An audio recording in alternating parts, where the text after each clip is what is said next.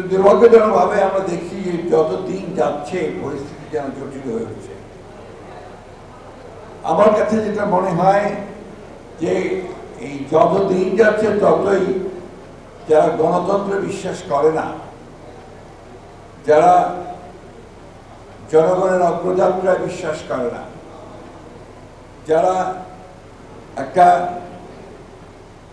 শোষণহীন সমাজ গড়ে ওঠার যে রাজনীতি, সে রাজনীতি বিশ্বাস করে না, তারা আবার জোট পাকাচ্ছে। আমার কাছে মনে হয়েছে যে ফ্যাসিস্ট শক্তি যাকে আমরা বিচারিত করতে সক্ষম হচ্ছিলাম, তারা ভেতরে ভেতরে আবার সংগঠিত হচ্ছে এবং ক্ষমতা ফিরে পাওয়ার চক্রান্তে লিপ্ত হয়েছে। আমরা হঠাৎ করে লক্ষ্য করে দেখছি যে মবক্রেসি, হত্যা, চিন্তায়, গুম ভয়ানকভাবে বেড়ে যাচ্ছে। এই বিষয়গুলো নিঃসন্দেহে সচেতন নাগরিক এবং রাজনৈতিক কর্মী হিসেবে আমাদেরকে অত্যন্ত উদ্বিগ্ন করে তুলছে। আমি পার্টিকুলারলি কোনো রাজনৈতিক দল বা কোনো ব্যক্তির সম্পর্কে কোনো কথা বলতে চাই না, বলিও না। আমি খুব সংক্ষেপে যে কথা বলতে চাই যে সুযোগ আমাদের সামনে এসেছে, এই সুযোগকে যদি আমরা হারিয়ে ফেলি তাহলে বাংলাদেশ আরো বহু বছর পিছিয়ে যাবে। প্রতিবার একটা করে উত্থান হবে, জনগণ প্রাণ দেবে, আমাদের ছেলেরা প্রাণ দেবে এবং একটা সুযোগ তৈরি হবে। আর আমরা আমাদের দায়িত্বহীনতার কারণে আমরা সেই সুযোগ হারাবো। এটা হতে দেওয়া উচিত নয়। আমি এই সরকারের প্রতি আহ্বান জানাতে চাই যে আপনারা দয়া করে, বহুবার বলেছি, আবারও বলছি, যে কাল বিলম্ব না করে যত দেরি করছেন ততই কিন্তু পরিস্থিতি আরো গড়ে হচ্ছে এবং সেই অভ্যুত্থানের বিরুদ্ধে যারা ছিল, বাংলাদেশের বিরুদ্ধে যারা রয়েছে, গণতন্ত্রের বিরুদ্ধে যারা রয়েছে, তারা আবার সংগঠিত হয়ে সেই গণতন্ত্রকে নস্যাৎ করবার জন্য কাজ শুরু করেছে। তাই দেরি না করে যত দ্রুত এই সংস্কার, সনদ এবং নির্বাচন, এই তিনটি বিষয়কে সামনে নিয়ে দ্রুত এগিয়ে যেতে পারা যায়, ততই দেশের জন্য মঙ্গল হবে।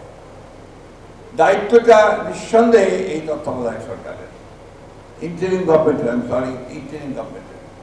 এবং আমরা তো খুব আশাবাদী যে আমাদের এই মধ্যবর্তী সরকারের ইন্টারিম গভর্নমেন্টের যিনি নেতা, তিনি হচ্ছেন এই দেশের একজন বরেণ্য ব্যক্তিত্ব, যিনি আন্তর্জাতিকভাবে স্বীকৃত একজন ব্যক্তি, যিনি তার বুদ্ধিমত্তা, প্রজ্ঞা, সততা এবং দেশপ্রেম দিয়ে গোটা জাতিকে ঐক্যবদ্ধ করে আমাদেরকে সেই লক্ষ্যে পৌঁছে দিতে সক্ষম হবে। আমি ডিটেলসে গিয়ে আলোচনা করতে চাই না।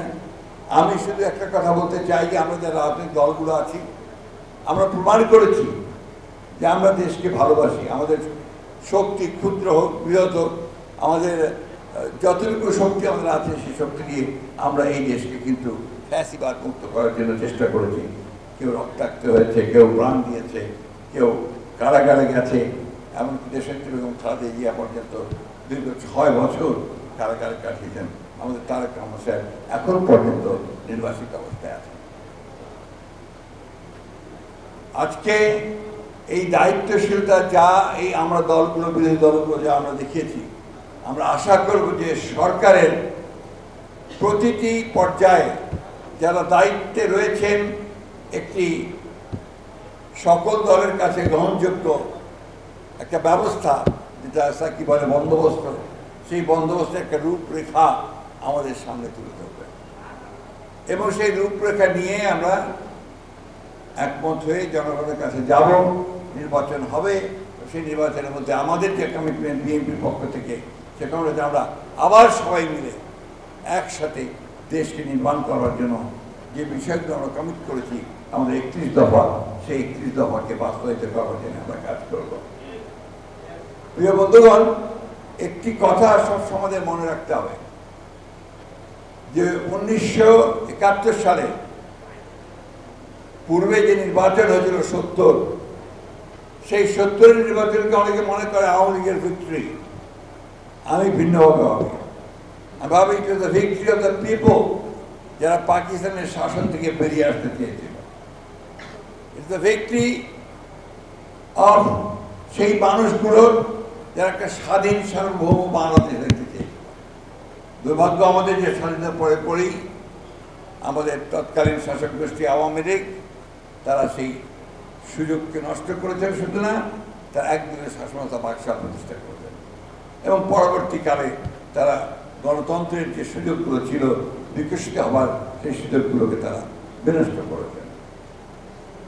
আজকে সেই সুযোগ আবার সৃষ্টি হয়েছে। আমি নেতিবাচক কথা বলতে চাই না, আমি শুধু এটুকু বলতে চাই যে আমরা অনেকের কাছেই অনেকভাবেই একটা নেতিবাচক হতাশাব্যঞ্জক কথা শুনতে চাই, কথা শুনতে পাচ্ছি। আমি মনে করি যে আমরা অতীতে যেমন পেরেছি এবার ঠিক একইভাবে পারব।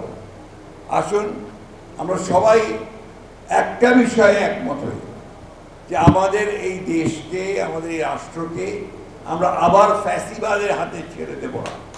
আমরা আমাদের মানুষের যে আকাঙ্ক্ষা সেই গণতান্ত্রিক ব্যবস্থায় ফিরে যাওয়া, সেই ব্যবস্থায় ফিরে যাওয়ার জন্য আমরা সবাই একমত হতে পারবো ইনশাআল্লাহ। হয়তো বিভিন্ন জায়গায় মতভেদ থাকতে পারে, সেগুলোর ব্যবস্থা আছে। আবার চলে যাব জনগণের কাছে, সেখানে সেগুলো সুরাহা হবে। কারণ বারবার করে আমাদের যে বিখ্যাত মনীষী তিনি বলেছিলেন, when there is a crisis, go to the people, learn from them and implement it. আমরা সেই নীতিতে বিশ্বাস করি। আমি আমাদের কথা বলতে পারি, আমরা বাংলাদেশ জাতীয়তাবাদী দল, আমরা একটা নিরেট উদারপন্থী গণতান্ত্রিক রাজনৈতিক দল। আমরা কোনো বিপ্লবী দল নই। আমরা বিপ্লব করে ক্ষমতায় যাওয়ার মতো আমাদের কোনো সামর্থ্য নেই এবং সেই ইচ্ছাও নেই। আমরা জনগণকে সঙ্গে নিয়ে নির্বাচনের মধ্য দিয়েই আমরা রাষ্ট্র পরিচালনার দায়িত্ব নিয়ে আমরা একটা কল্যাণমূলক রাষ্ট্র, গণতান্ত্রিক রাষ্ট্র, আমরা সকলের কাছে গ্রহণযোগ্য এই ধরনের একটা রাষ্ট্র আমরা নির্মাণ করতে চাই।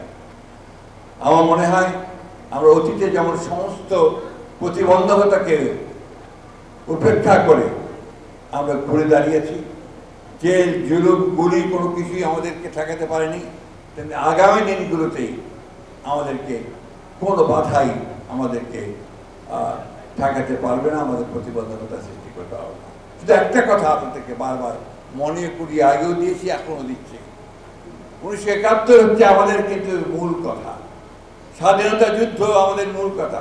ওইখানে আমাদের কোনো কম্প্রোমাইজ নাই, আমাদের কোনো কম্প্রোমাইজ নাই। গণতান্ত্রিক ব্যবস্থায় আমরা অবশ্যই গণতন্ত্রে বিশ্বাস করি এবং গণতন্ত্রই আমরা চাই। বাকি সমস্ত আলোচনার মাধ্যমে গণতন্ত্রের মূল বিষয় হচ্ছে আলোচনা, সহনশীলতা, অন্যের মতকে মেনে নেওয়া, সব কিছু নিয়ে আমরা অবশ্যই এমন একটা জায়গায় পৌঁছতে পারবো যেখান থেকে আমরা আবার নতুন করে একটা গণতান্ত্রিক রাষ্ট্র ব্যবস্থার মধ্যে ফিরে যেতে পারবো। সংস্কার তো আমরাই করেছি সবাই মিলে, সংস্কার তো আমরাই দিয়েছি, সুতরাং প্রশ্ন উঠতে পারে না। যেটুকু সমস্যা আছে যে আলোচনার মধ্য দিয়ে শেষ হতে পারে। সুতরাং সরকারকে আহ্বান করবো, অযথা বিলম্ব সৃষ্টি না করে সমস্যাগুলোকে চিহ্নিত করে রাজনৈতিক দলগুলোর সঙ্গে কথা বলুন, কথা বলে সেই সমস্যা শেষ করে নির্বাচনের দিকে এগিয়ে যান। সেটাই বোধহয়